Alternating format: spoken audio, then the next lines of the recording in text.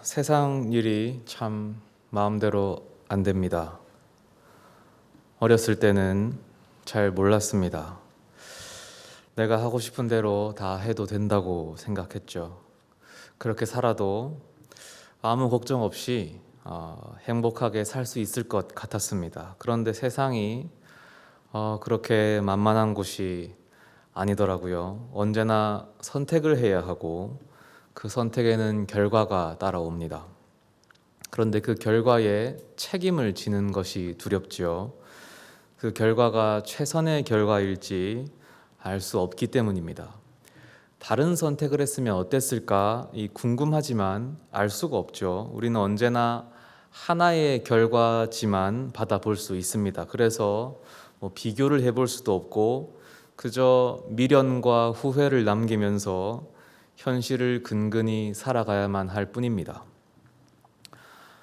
저는 요즘에 진격의 거인이라고 하는 애니메이션을 보고 있습니다.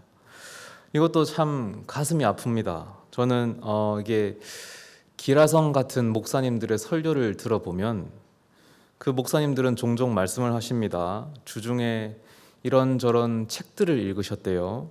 그러면서 그 독서하신 내용에서 설교에 영감을 받으셨다며 이 설교 말씀을 이어가십니다.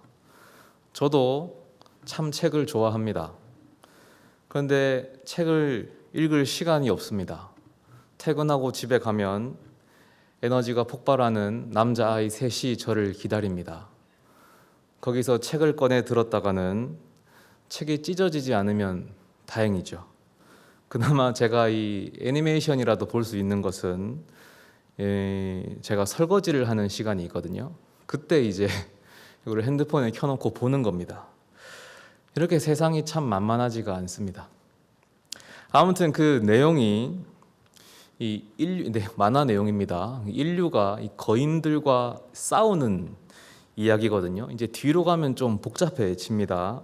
근데 제가 볼 때는 이 만화의 주제 의식과 질문이 있는데 이 작품 안에서 여러 가지 질문을 던지더라고요. 그런데 그 중에 하나가 이거였습니다.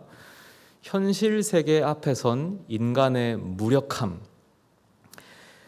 만화의 초반에는 이 주인공이 아주 열정이 넘칩니다. 그래서 모든 적들을 섬멸할 것처럼 확신에 차 있거든요. 그런데 뒤로 갈수록 그래서 이 세계의 진실이 밝혀질수록 점점 무력해집니다.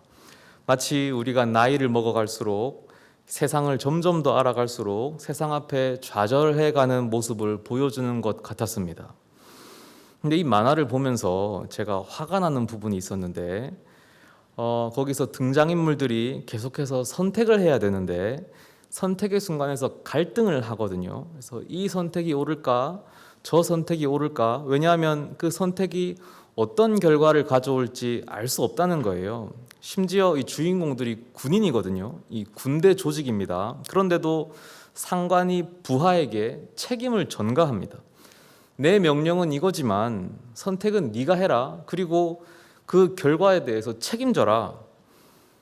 근데 또 그 결과는 항상 최악입니다. 언제나 주인공 무리가 세상에게 집니다. 보면서 너무 화가 나더라고요. 과연 최선의 결과지라는 게 있긴 한 걸까?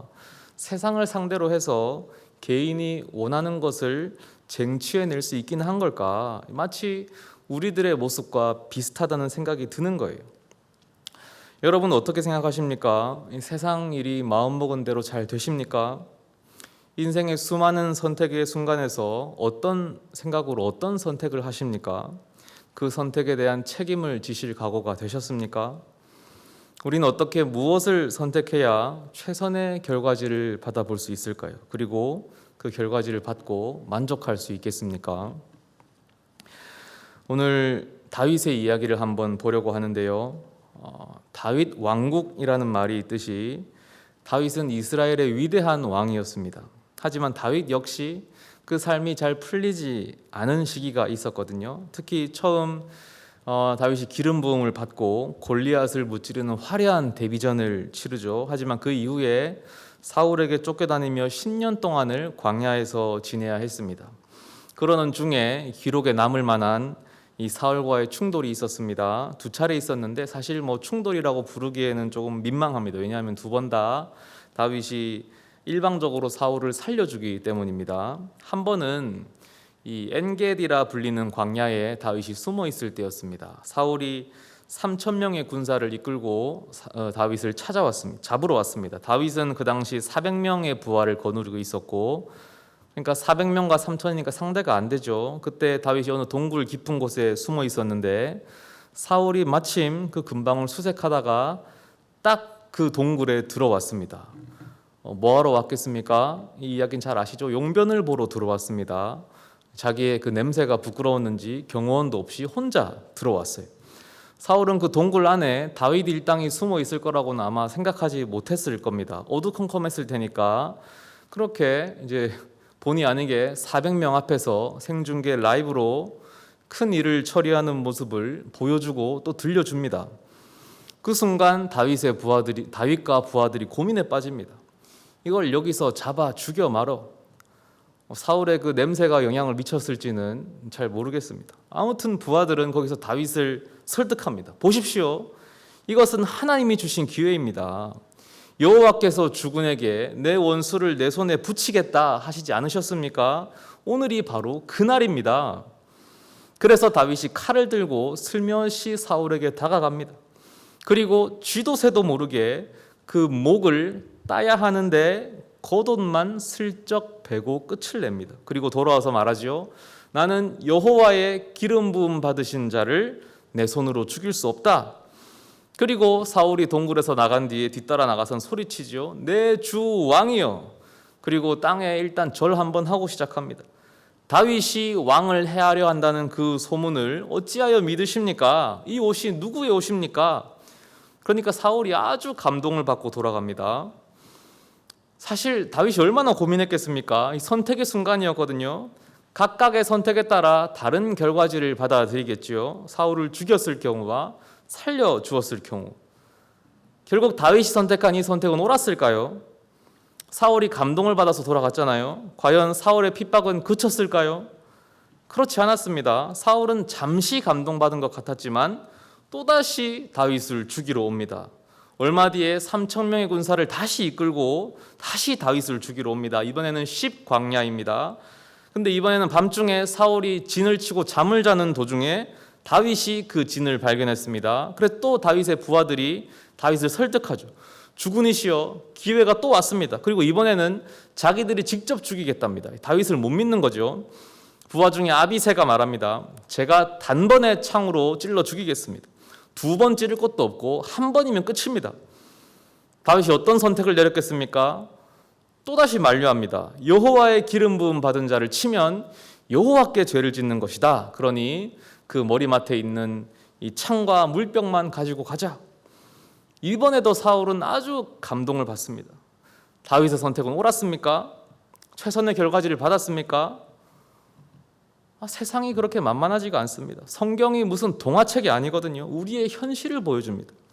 정말 끔찍하리만큼 현실을 보여줘요. 세상이 만만하지 않잖아요. 그런 이상적인 선택을 한다고 해서 갑자기 천국으로 변하지 않아요. 사울은 계속해서 다윗의 목숨을 노립니다. 다윗은 10년째 광야를 떠돌아다녀요. 다윗 밑에는 다윗만 보고 따르는 병사가 600명, 처음에 400명이었는데 600명으로 늘었어요. 그 600명도 먹고 살아야 될 거 아닙니까? 600명 월급도 줘야죠. 600명도 결혼하고 애 낳고 해야죠. 그리고 다윗 자기도 먹고 살아야 될 거 아닙니까? 언제까지 광야에서 그렇게 살 겁니까? 그래서 다윗이 계산하고 또 계산합니다. 고민하고 또 고민해요. 그래서 새로운 선택을 하는데 아주 기발한 수를 씁니다. 그게 뭡니까? 이스라엘의 원수였던 블레셋의 수하로 들어가는 방법이었습니다. 오늘 본문 1절에 다윗이 그 마음에 생각하기를 내가 후일에는 사울의 손에 망하리니 블레셋 사람의 땅으로 피하여 들어가는 것이 상책이로다. 사울이 이스라엘 온 경내에서 나를 수색하다가 절망하리니 내가 그 손에서 벗어나리라 하고, 이 허를 찌르는 선택이었죠. 왜냐하면 다윗이 기름 부음 받은 자잖아요. 이스라엘의 왕권을 노리는 자거든요. 이스라엘의 왕은 이스라엘의 원수를 무찔러야 합니다. 블레셋은 당시 이스라엘의 가장 가시적이고 대표적인 원수였습니다. 그런데 그 블레셋의 수하로 들어가 충성을 바친다고요. 있을 수 없는 일이었습니다. 누구도 그런 수는 예상하지 못했을 겁니다. 기발함과 담대함이 돋보이는 선택이었어요. 이 선택은 어떤 결과를 가져왔습니까? 블레셋이 5부족 연맹 국가거든요. 다윗이 선택한 부족은 아기스 왕이 다스리는 부족이었는데 그 아기스가 다윗을 너무 좋아합니다. 아주 총애를 해요. 애초에 다윗이 누굽니까? 블레셋의 영웅이었던 골리앗을 때려 죽인 인물 아닙니까? 그 다윗이 자기에게 충성을 맹세하니까 좋아 죽는 겁니다. 이 천군만마를 얻었다고 생각한 모양이에요. 그래서 다윗에게 성 하나를 하사합니다. 완전히 자기 사람을 만들겠다는 거죠. 이제 다윗은 드디어 자신만의 안락한 거처가 생긴 거예요. 사울도 다윗 잡는 걸 포기하죠. 이제 다윗이 자기의 기반을 키울 수 있게 된 거예요. 다윗 인생에서 너무나 평온하고 평화로운 시절이 온 겁니다. 부하들에게도 당당하죠. 집도 주고 월급도 줄 수 있습니다. 가족들에게도 당당합니다. 이제 자식도 낳고 오순도순 행복하게 살 수 있는 거예요. 그렇다면 이 선택은 옳은 선택이었습니까? 결과지만 보면 너무 좋죠. 너무 좋아 보이지 않습니까? 그런데 세상이 역시 만만하지 않습니다. 이 시기가 1년 4개월이었는데 이 꿈 같은 1년 4개월이 지나고 다시 악몽이 찾아옵니다. 블레셋이 이스라엘과 대대적인 전투를 준비하거든요. 블레셋 5부족이 다 모입니다. 아기스 왕도 출전합니다. 그는 당연히 자신의 천군만마인 다윗도 출전시킵니다.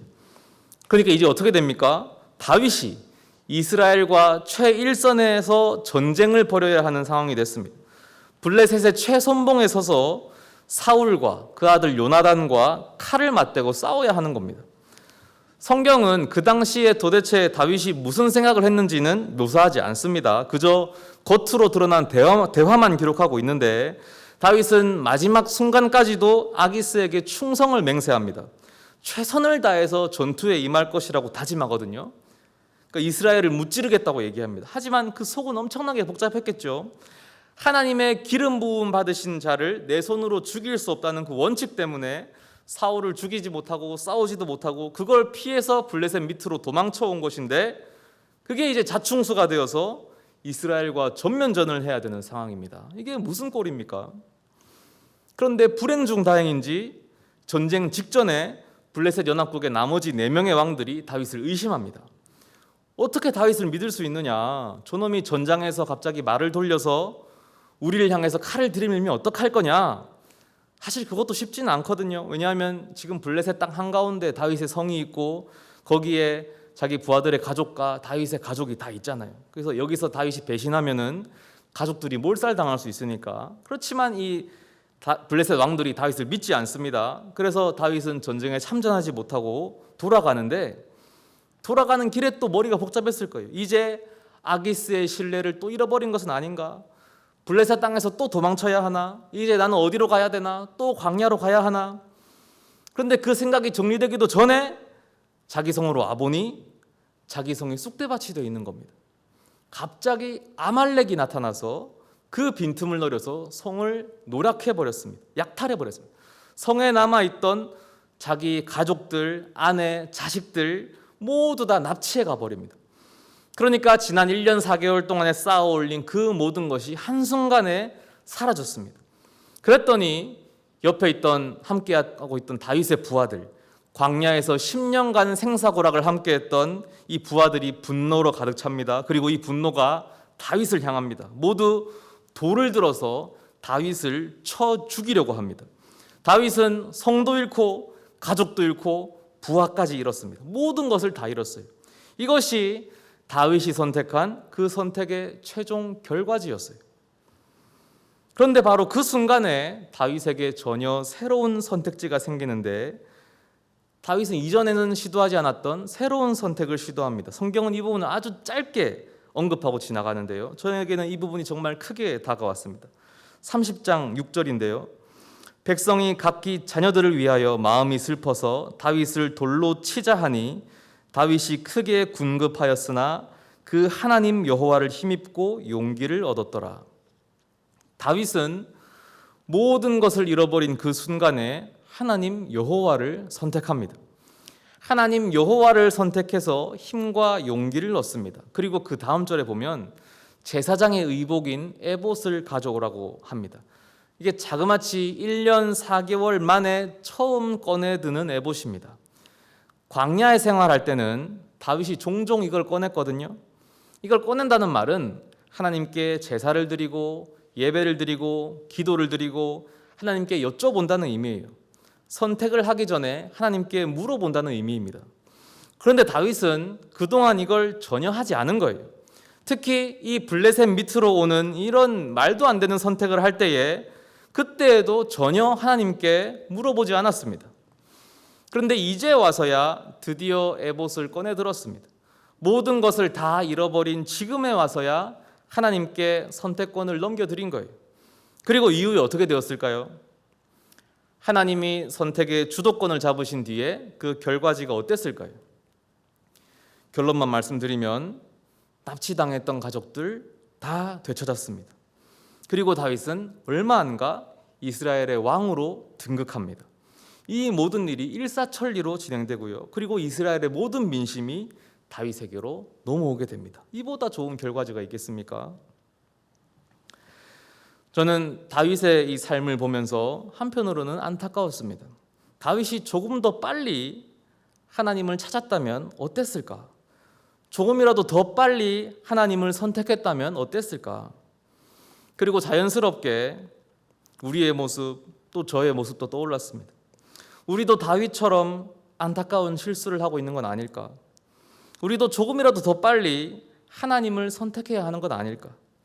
하나님께 우리의 선택권을 넘겨드릴 수 있다면 우리 인생에서 더 좋은 결과지를 받을 수 있지는 않을까?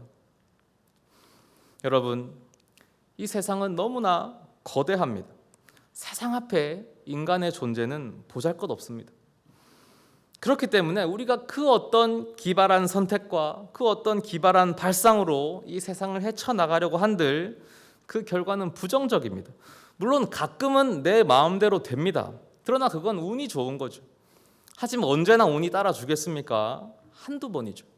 결국 우리는 세상에 지게 돼 있습니다. 그러나 여러분, 그렇다고 해서 무력하게 주저앉을 이유가 없지요. 왜냐하면 우리는 그 거대한 세상보다 더 큰 존재를 알고 있기 때문입니다. 그 거대한 세상을 말씀 하나로 창조하신 세상 위에 계신 분을 알고 있습니다. 바로 창조주 하나님이십니다. 그 하나님이 우리를 기다리고 계십니다. 우리가 우리 삶의 주인됨을 포기하고 최종 선택권을 당신께 넘겨드리기를 언제나 기다리고 계십니다. 우리가 우리의 선택권을 넘겨드린다는 것은 그 선택에 따른 책임까지 하나님이 온전히 가져가신다는 이야기입니다. 그리고 우리 하나님은 충분히 그럴 능력이 있으십니다. 하나님의 선택은 언제나 최선의 결과를 가져오기 때문입니다. 창세기 13장에는 또 다른 선택과 결정의 장면이 있는데요. 아브라함과 롯이 서로 살아갈 정착지를 결정하는 장면입니다. 서로 가축과 소유가 너무 많아서 도저히 함께 살아갈 수 없는 상황이 됐습니다. 그때 아브라함이 자신의 조카 롯에게 말합니다. 우리 한 친척끼리 다투지 말자. 우리 앞에 이렇게 많은 땅이 있지 않느냐? 네가 먼저 땅을 선택해라. 네가 좌하면 나는 우하고 네가 우하면 나는 좌하겠다. 롯이 눈앞에 펼쳐진 땅을 바라봤습니다. 소돔과 고모라가 좋아 보였어요. 거기가 물도 풍족했고 땅도 기름졌습니다. 그래서 그 땅은 이미 큰 도시로 발전한 상태였어요. 누가 봐도 거기가 살기 좋은 땅이었죠. 롯은 이성적으로 판단했습니다. 그래서 그 땅을 선택했고 거기로 지체 없이 옮겼습니다. 사실 유대 문화도 장유유서의 문화였거든요. 아브라함이 먼저 선택할 수 있는 건데 롯에게 선택권을 양보했지요. 그런데 그 이전에 뭡니까? 아브라함은 하나님께 선택권을 양보했던 겁니다. 그리고 각각의 인물들이 받은 결과지는 어땠습니까? 소돔과 고모라는 하늘에서 불이 떨어져서 멸망했습니다. 그러나 아브라함에게는 동서남북 눈에 보이는 모든 땅이 약속으로 주어졌죠. 여러분 혹시 지금 어떤 선택을 앞두고 계십니까? 많은 생각과 고민이 있으시겠죠. 그것 자체가 나쁘진 않습니다. 하나님께서 우리에게 이성을 주셨고 사고력도 주셨습니다. 우리는 고민해야죠. 계산해야 되고 이것저것 확인해야 합니다. 그것 또한 우리의 임무입니다. 의무입니다. 그러나 그 모든 것 이전에 하나님이 소외되진 않았는지 확인하셔야 합니다. 하나님이 빠져서는 안 됩니다. 모든 것을 생각하고 고려하되 하나님과 함께 하셔야 합니다. 결국 우리의 선택과 책임은 하나님 손에 맡겨져야만 합니다. 난 괜찮아. 나는 이 거대한 세상 나 혼자 힘으로 충분히 이겨낼 수 있어. 이런 분이시라면 상관없습니다. 그런 분은 하나님 없이 혼자 살아가십시오.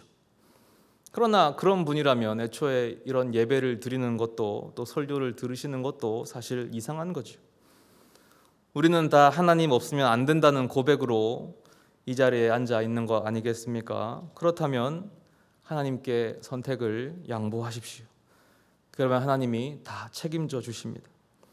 하나님이 받아오시는 결과지는 가장 좋은 결과지일 수밖에 없습니다. 왜냐하면 하나님은 우리가 맞닥뜨리는 세상보다 압도적으로 크신 분이시기 때문입니다.